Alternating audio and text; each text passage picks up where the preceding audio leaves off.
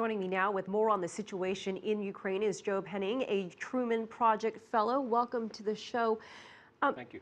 Could these proposed negotiations between the opposition and the president lead to something more positive, or do you anticipate this violence to escalate even more?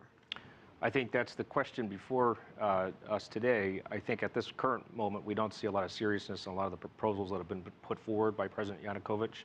And likewise, the demands from the opposition are not clearly articulated, and they're not really more detailed than a simple resignation of Yanukovych, which is not on the table. So I think they're really at a deadlock. I do think there's a serious danger of protracted escalation. I don't believe that we're facing the possibility of a civil war, but I do think it's a very troubled time for the foreseeable future in Ukraine. Well, we've seen these protests now for 2 months. We've a lot of violence now recently. What do you make of these new laws that limit the right to protest and the timing of it all? Well, clearly the protests have gone on for quite some time now. They began, of course, in the aftermath of the decision to turn away from the EU trade agreement in November. Several months into this, you have a lot of people on the streets that are obstructing the functioning of government. It's not surprising the government would seek to move against them. However, they've done it in a very undemocratic way, in a way that restricts the ability of people to express their views and articulate their political positions.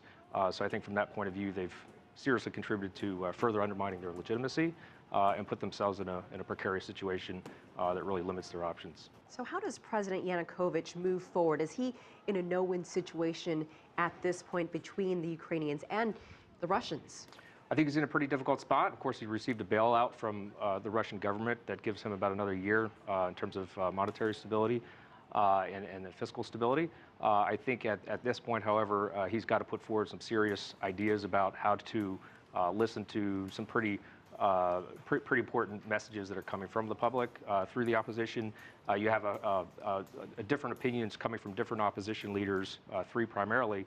However, across the country, there's a lot of unified sentiment that's against the government, against the idea of the levels of corruption you've seen over the last couple of years, and against the idea of subjugating Ukraine to other foreign influences. I think there's a real strong independent sentiment that you see throughout the country.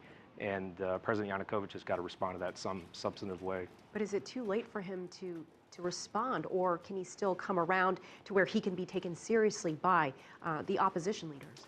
I think he's got a choice. He's either got to respond in a serious fashion, or he's got to resign. I think everything we've seen thus far indicates that he's not inclined to resign. I think it's important to watch his power base in Donetsk. There are public demonstrations that are happening there, which is extremely unusual. That's a place that had been a stronghold of his party of the regions. I think as you see that, I think you'll see some increasing uncertainty inside of his government. Already you've seen some departures from his government. As that happens, I think he's going to be faced with a decision about resignation or continuing this standoff. But I don't think the standoff is probably going to continue without increased violence. All right, Henning, we appreciate your time. Thank you so much for joining us here on the show. Thank you for having me.